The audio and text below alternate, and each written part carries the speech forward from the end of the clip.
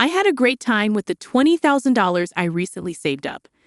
After returning from a week-long trip overseas, my mother-in-law Isabella called me excitedly, mentioning something about saving $20,000. I was puzzled because I didn't remember having such a large sum. As a freelancer, I do have some emergency savings in my bank account, but I don't usually keep that much cash. Plus, my banking card was right here, and no one else should be able to withdraw such a large amount without my knowledge. Isabella claimed she took the money from the sideboard drawer, assuming we were rich. I thanked her for her good intentions but didn't understand why she thought I had given her the money. After this brief conversation, I wondered where the $20,000 came from. The mystery was solved when Anthony, presumably her husband, returned home a month later. Fast forward to a month later, and Isabella made over 80 calls, which I ignored. When I finally answered, she accused me of something, and I didn't quite understand. It seemed like she was upset, but I couldn't figure out why. Isabella's persistent calls became annoying, and when I finally answered, she started blaming me for something. Confused, I realized she was reaping what she had sown. Isabella's voice echoed loudly through the phone speaker as I learned her name was Scarlett, a 32-year-old freelance jewelry designer. I really want children, but my job keeps me very busy. My husband, Anthony, who is the same age as me, used to have a regular job, but now he helps manage my work. When we got married, I wasn't making much as a designer, and we relied on Anthony's income. However, as I turned 30, my work became more stable, and I needed help managing my schedule. Anthony, who had a good position at his job, decided to quit and join me as a business partner. With his help, we now have deals with famous international brands. Although we face challenges as a couple, the main issue is Anthony's mother, Isabella, who lives alone in his family home. Isabella thinks we're living a luxurious life and often asks for money. She believes we live extravagantly, attending fancy parties and dinners with company executives. While these events are part of my job as a jewelry designer, Isabella sees them as leisure. She even asks for money to throw a party for her friends.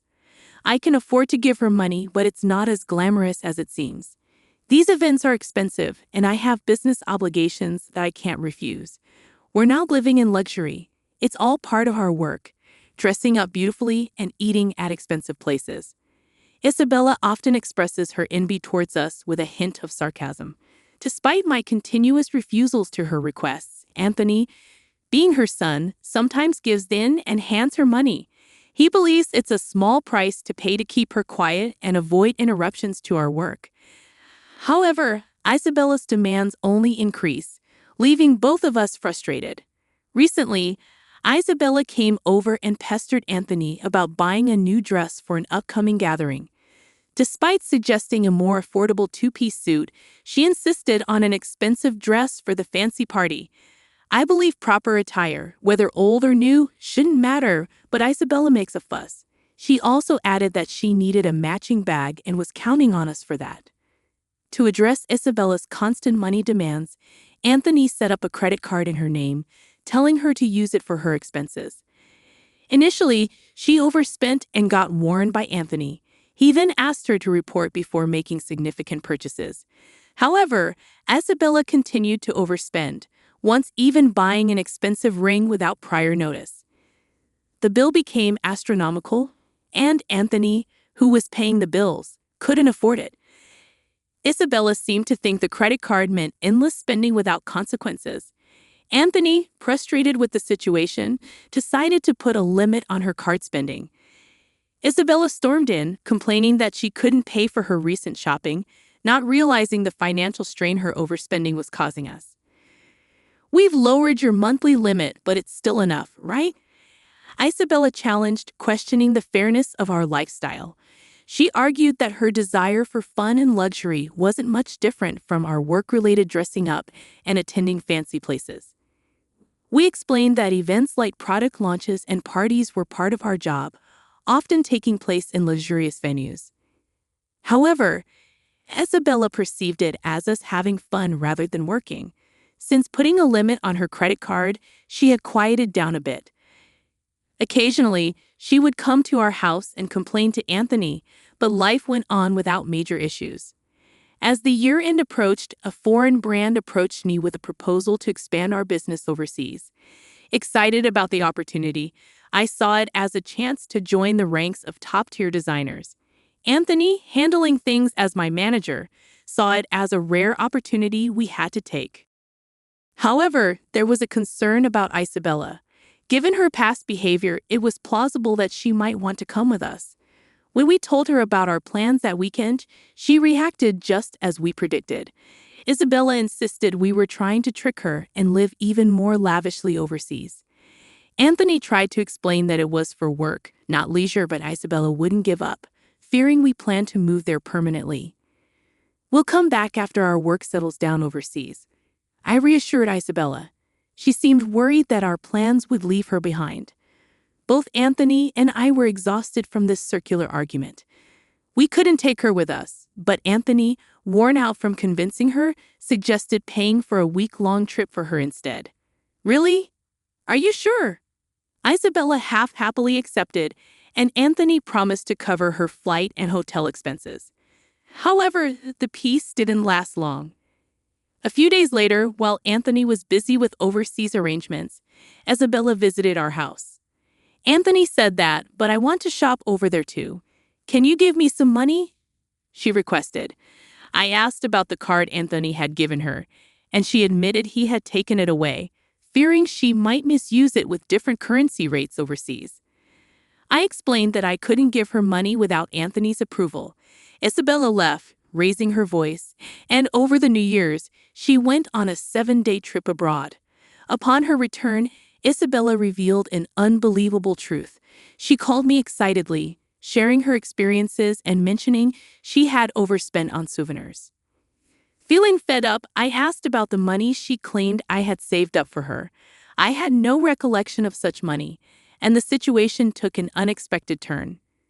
I had some savings in my bank account for business emergencies, but Isabella couldn't possibly withdraw cash from it. Despite what she claimed, I had no memory of it. She said she found $20,000 in our house's sideboard drawer, and I was confused about why such money would be there. I couldn't imagine us keeping such a large amount of cash at home. I told Isabella that if she took money from our house without permission, it amounted to theft, even if she's family. I emphasized the seriousness of the situation, especially if Anthony had set the money aside for an important deal. There hadn't been any disruption in our business dealings or payments while Isabella was on her trip. Isabella nonchalantly admitted to using the money, saying, "I'm telling you now that I used it." I pointed out that taking someone else's money without permission is a crime and expressed my concern about her entitled reasoning. Isabella defended herself, saying, "You too live so extravagantly, so why can't I have a little of that? Think of it as doing a favor for your parent." I found her reasoning inappropriate, considering she took money without asking. I promised to ask Anthony about the money when he got back. Isabella believed Anthony would understand, being his only mother, and claimed that $20,000 wasn't much to him. I agreed to pass along the message, still uncertain about the entire situation. I was amazed at Isabella's lack of awareness, and she ended the call by saying, "Please tell him that, thanks." Still baffled by the $20,000 in cash at home, I asked Anthony about it when he returned that night. Anthony had withdrawn the money from his bank account 10 days ago for an urgent payment. He needed cash immediately, but I was surprised that he kept such a large sum in a drawer, considering the potential risks. Anthony, looking troubled, asked if I knew anything about it. Today, Isabella called, thanking us for the $20,000 and mentioning she had a blast with it. I didn't understand what she meant, but it turned out the money was Anthony's after all. However, we still didn't know what such a large amount was meant for. I questioned Anthony about why he had left such a large sum at home, especially when we usually did bank transfers. Anthony explained that after limiting Isabella's credit card amount, she had secretly borrowed money from various sources, including consumer finance cards and credit cards she had opened without his knowledge. When Anthony discovered this, he took all her cards and prepared the cash to repay Isabella's growing debt. Although he gave her the cash, he knew she might spend it recklessly. The situation became clearer, but the mystery of Isabella's actions remained. I planned to pay the institutions directly through bank transfers, but Anthony preferred fewer records in our bank accounts for the sake of trust with our business partners in bookkeeping. So he decided to withdraw the cash and pay individually. Supporting Isabella's overseas trip was like a parting gift, knowing we wouldn't be able to take care of her like before after moving abroad. As time passed, Isabella's calls to my mobile phone became frequent, almost 80 calls every day. Anthony had advised me not to bother with her, but the persistence made me concerned. One day, Isabella's voice sounded almost like a cry as she apologized for bothering me during the busy moving preparations. She explained that she was receiving payment demands almost every day, and Anthony seemed to be blocking her calls. Isabella couldn't get through to him and pleaded for my help, saying I was her only hope. I was surprised that Anthony would take such a drastic step with his own mother. If he had used the money he prepared to pay off Isabella's debts, this situation might have been avoided. Now, Isabella was inundated with collection letters from finance companies and consumer lenders, facing non-stop collections calls and seeming helpless to do anything about it. It was a scene I had only seen in dramas before. I mentioned it to Anthony, but I couldn't predict his response. Isabella pleaded for help, saying it was a son's duty to assist his mother. The call ended, and I told Anthony about it when he returned home, but he dismissed it coldly, stating that Isabella wasted the opportunity herself. Despite the continued calls from Isabella, I decided to block her number, following Anthony's lead. While I wished I could help, being Anthony's mother meant there was nothing I could do if he had chosen to ignore her. As the day of our move overseas approached, I needed to finish packing. Looking around the still cluttered room, I couldn't shake the lingering feeling of helplessness in the face of Isabella's predicament. It turned out that Isabella had to sell her house to settle her debts. In addition to the $20,000 Anthony had intended to use for repayment, she had hidden even more debts. The amount was so substantial that even after selling her land and house, she couldn't fully clear it. The total balance was unimaginable. Our family home was gone, and Anthony, though somewhat sad, acknowledged there was nothing we could do. Losing the house where one grew up must have felt like a significant loss. Anthony, having lost his place to return to because of his living mother, must have been feeling a deep sense of loss. Isabella now lived in a cheap apartment, struggling to repay the remaining debts with her part-time job. At her age, finding work must be challenging. I felt a bit of sympathy for her. However, the consequences of her spending led to this, so she was to blame. Even for the elderly, taking responsibility for their actions is necessary. Despite the challenges, my business was thriving overseas, and the move had brought more inquiries from other brands. I received offers from unexpected places, something I couldn't have imagined back home. Although it was all appreciated, I was so busy that I barely had time to sleep. Anthony, too, was occupied with various tasks. At this rate, having children was still a distant thought. I pondered this as I gazed at the foreign cityscape outside the window.